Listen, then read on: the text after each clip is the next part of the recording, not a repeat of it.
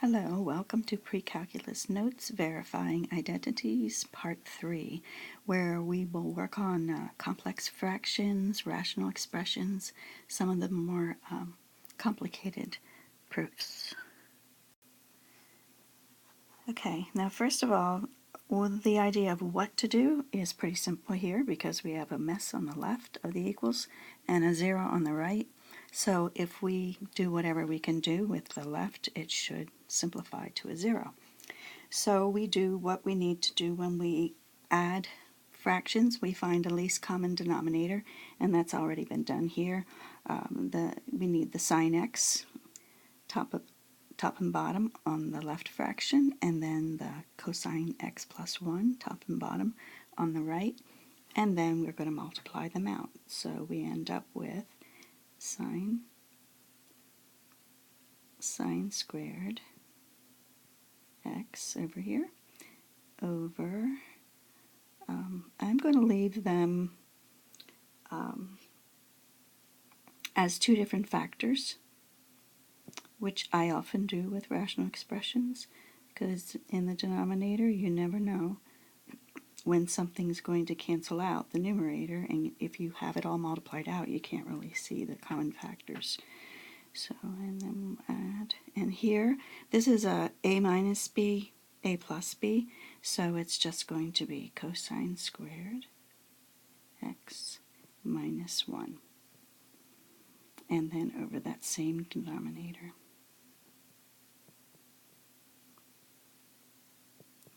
Okay, and now we will combine. We found common denominators. Let's not forget my equal signs here.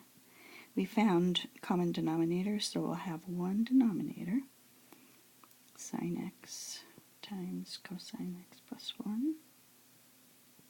And in the numerator, whoa, look at what we have there. I'm going to write it just in case you don't see it right away. But hopefully, once again, as you're writing it, you're going to notice what that is.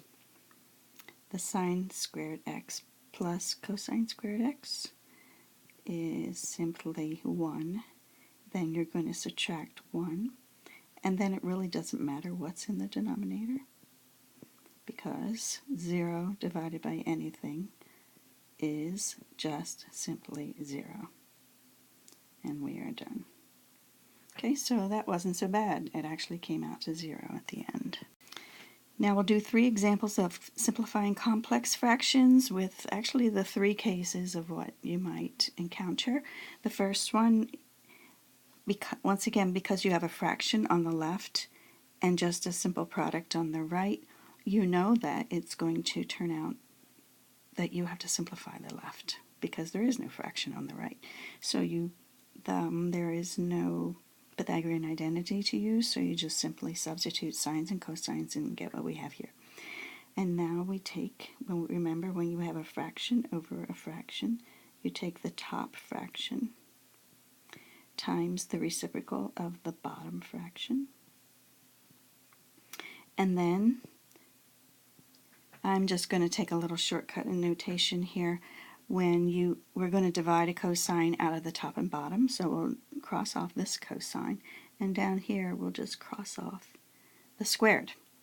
And then we have 1 over cosine x sine x. Now I want to clarify something. Remember I said if you're going to split a fraction, you can only have one term in the denominator, and you can never split a plus or a subtraction in the denominator. But you actually can split a product in the denominator. Once I write this, I think you'll see that you could write this as 1 over cosine x, 1 over sine x. Because remember, if you were going backwards, you would multiply these two separate denominators to get one denominator, because that's how we multiply fractions. So you can split a product in a denominator, and just because this is 1 times 1, you end up with the answer, which I'm going to write over here because I have more room. A lot of times, now you're going to say, well, I just told you what to do each one, and you wouldn't be sure where to start. But here, sometimes you just get working and do what you know how to do, and it all works out. Okay, here's one that, once again, it should simplify because we have a fraction on the left and just one thing on the right. So I already have substituted what secant equals here. Now I'm going to show you. I know you have a choice whether you want to solve by the LCD method or always multiply by the reciprocal. But this one, I just want to show you, is very easy to do with the LCD method because there only is one denominator. So in the bottom we have no denominator except for 1, and the top we have 1 over cosine. So if you multiply the whole numerator by that LCD, which is cosine theta, and this by cosine theta, remember the whole large numerator, the whole large denominator, then you end up with, remember you have to distribute, and cosine times 1 over cosine is just going to be 1. And then 1 times cosine will be cosine. And in the denominator, once again, I'm going to leave it as a factored form because you never know what you can cancel out. And what do you know? Here we go. You can cancel it because you have a whole fraction that is parentheses 1 minus cosine, and you also have that in the top. So now you're able to cancel that with that, and you end up with 1 over cosine theta, which equals secant theta. So there you go. Now you might turn up with other ways to do this. I don't think there's another way to do this one though. Although you could combine the top two fractions to one. We're going to do that in the next one. Okay, so this one I've already substituted. Once again, there's just a simple secant x on the right, so there's really nothing else to do except put all sines and cosines in. And by the way, if you put sines and cosines in, make sure every single thing becomes sine and cosine. Don't mix that with tangent or cotangent, or you'll get very confused.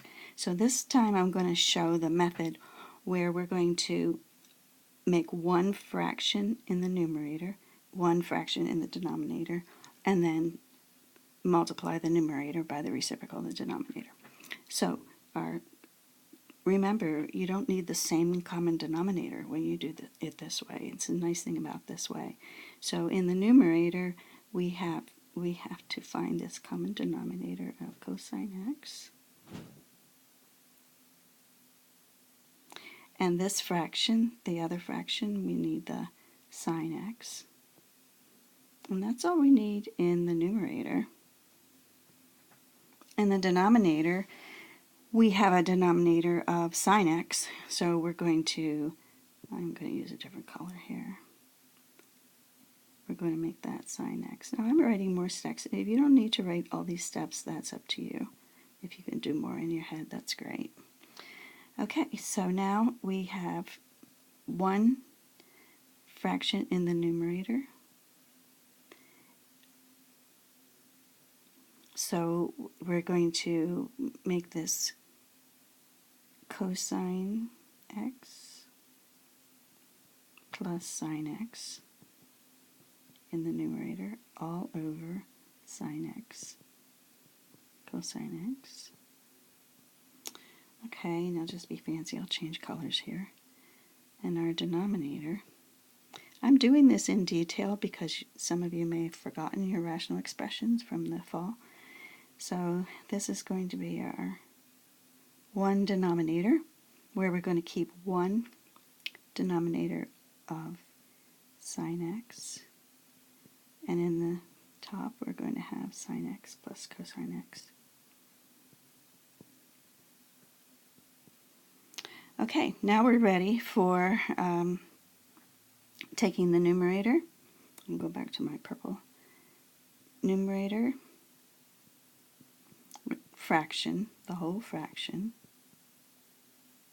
over sine x, cosine x. And you should always try these on your own without looking, even if you look just for a hint when you need it, because that way you won't really learn unless your brain is doing it by itself. Just, let's see, there we go. All right, and so now we have, we can simplify quite a bit here. So we have this, we're multiplying by this sum here, and we're also multiplying by that sum there. So that we're going to cross that whole expression off. And then we have a single sine x up here and a single sine x down there. So look what we have. We have 1 over cosine x, which equals secant x. Amazing. There you go.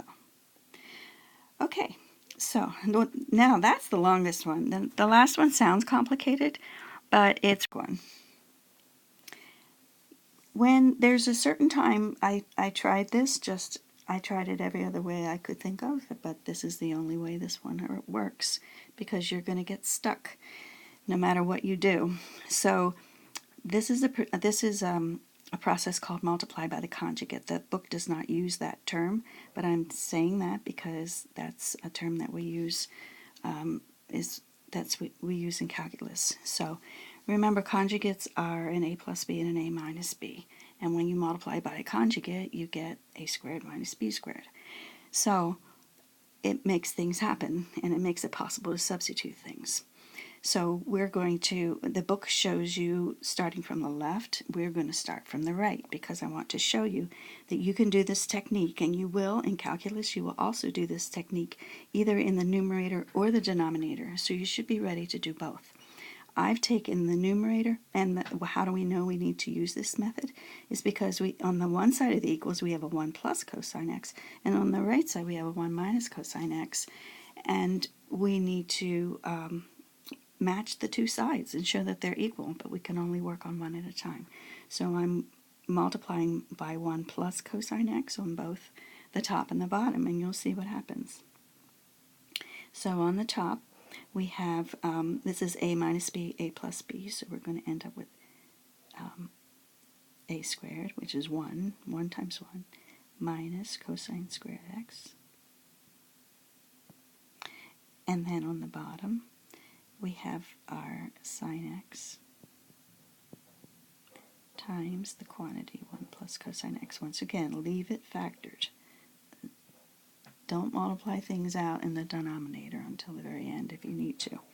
Now you should recognize, we haven't done this in this section, but you should recognize this as our old familiar sine x plus cosine x equals 1, which means that 1 minus the cosine squared of x equals sine squared. Okay, so we're going to substitute. It's going to get a lot simpler when we do the substitution. So we're going to substitute sine squared x for the numerator. And in the bottom we have sine x times 1 plus cosine x. And once again, I'm going to use this shortcut notation. We're going to cross out a sine x, and one of the sine x's in the top. And then we're going to end up with a final answer of just 1 sine x in the top and 1 plus cosine x in the bottom. And there we have it. This trick was needed, but it worked out very nicely. Okay, have a good time with your homework, and I hope you enjoy this.